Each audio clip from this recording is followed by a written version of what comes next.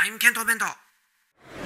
This video is sponsored by Hi Native. Learn languages for free with the Hi Native app. Asia is the largest and most populous continent in the world. From the physical extremes to the cultural. It's a continent that has shown tremendous diversity from one end to the other. But what exactly counts as Asia? Where are the Asian borders? In a previous video, I started defining the borders in a clockwise direction from East Asia, through the boundaries bordering Australia and Africa, ending on the eastern coast of the Mediterranean Sea. If you want to know where exactly the Asian borders lie in those regions, the link is in the description below. In this video, we'll continue on in our journey to Europe. Stick around to the end for more details on this Asian border series. So let's start where we left off, between Egypt and the Gaza Strip.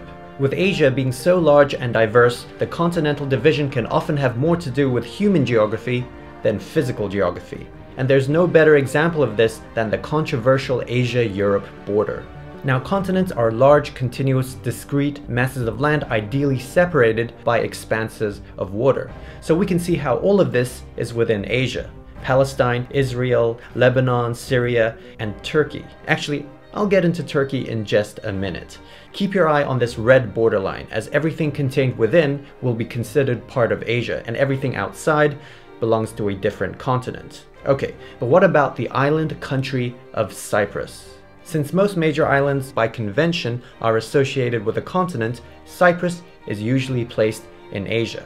I say usually because while Cyprus's proximity to the rest of Asia makes it Asian to many people, it is sociopolitically a European country. Cyprus was admitted to the Council of Europe in 1961 and is politically a member of the European Union since 2004. Sure, it's a little further away than the rest of the EU countries, but according to the EU's own requirements, cultural and geographic definitions of Europe are intertwined and thus are subject to political assessment. Now, for the sake of this video and due to its physical geography, I'm still going to place Cyprus in Asia. Keep in mind, as with much of the Asia-Europe border, this is not definitive and can be open to interpretation. Moving on to Turkey. If we follow the continuous landmass, we can trace the Asian borders along the Aegean Sea, the Dardanelles, and the Sea of Marmara, up to, for now, the Turkish city of Istanbul.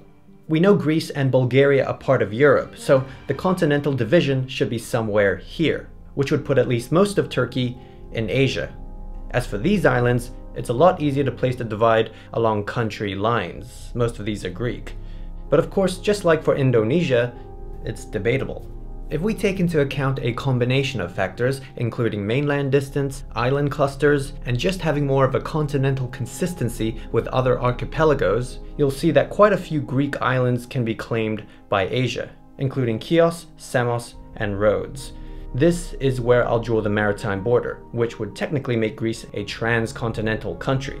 And speaking of transcontinental countries, back up here, the continental border is usually placed here, instead of at the Greek and Bulgarian borders, splitting Turkey into Asian Turkey and European Turkey. This actually makes sense historically and geographically. If we zoom up on Istanbul, you can see the narrow Bosphorus Strait, an internationally significant waterway, already creating a clear natural divide between the two sides. This is unlike the man-made division of, say, the Suez Canal. Not only does all this make Turkey a transcontinental country, but it also makes the cities of Istanbul and Çanakkale transcontinental cities. As for whether Turkey as a whole should be considered Asian or European, if we had to choose one, that's probably too complicated a topic to get into now, but I may do a video on it in the future if enough people are interested.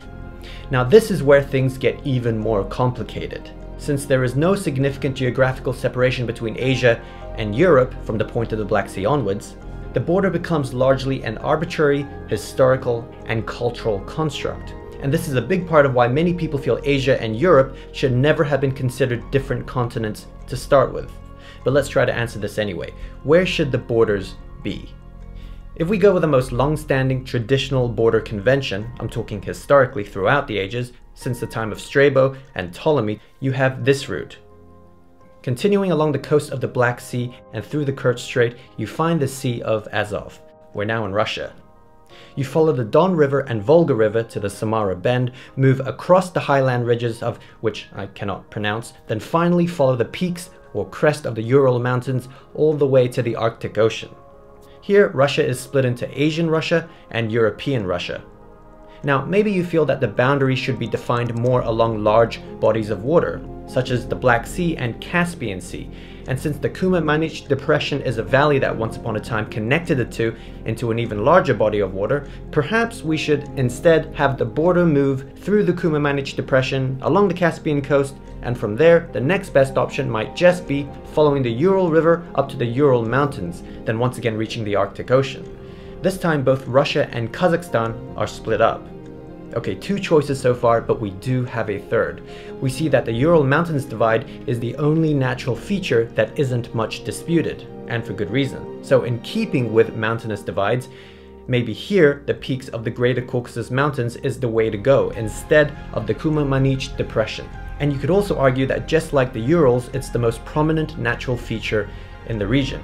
Now from here, it's the familiar path along the Caspian coast and Ural River to the Ural Mountains. I should mention though that some note the eastern foothills of the Ural Mountains as the borderline instead of the peaks. Right, this leaves us with 3 options to choose from: the classical, the water-centric, and the mountainous. Actually, there's even more, but these are the main 3. For this video, I'm gonna go with the one favored by most modern-day geographers, and that's the last one, along the Greater Caucasus Mountains. You can see this puts Georgia and Azerbaijan physically in Asia, with a few bits and pieces technically in Europe. This can seem odd as the 2 countries, along with Armenia, are often considered more European by many people, for reasons historical and socio-political. All 3 are in the Council of Europe, the EU's Eastern Partnership, and most importantly, the Eurovision Song Contest. Azerbaijan even won it in 2011. So you can see how some are adamant that the borders be drawn along country lines. Of course, this completely neglects the concept of a natural continental boundary, which is important since, as we know from history, state borders can change over time, but natural borders, well, they stay relatively consistent.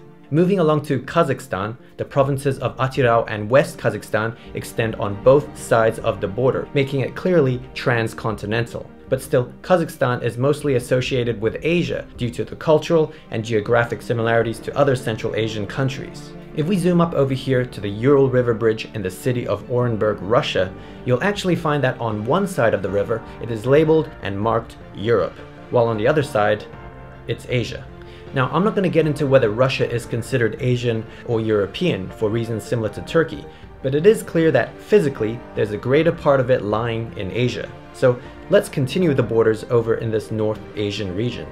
We'll move along the Arctic coast of Russia, which spans the Kara Sea, the Laptev Sea, the East Siberian Sea. There's also the Russian Arctic islands of Komsomolets, October Revolution, Bolshevik, New Siberian, and many smaller ones. This brings us to the final leg of our journey. Here lies the Asia-North America border, where Siberia comes real close to meeting Alaska. This actually isn't as straightforward as you might think, and I've decided to cover this final portion in a separate Part 3 video. I'll be connecting it back to where we started off in East Asia, so make sure you're subscribed to get that. Now, on this channel, we talk a lot about different countries, of which there are of course many spoken languages, which brings me to our awesome sponsor for this video, Hi Native.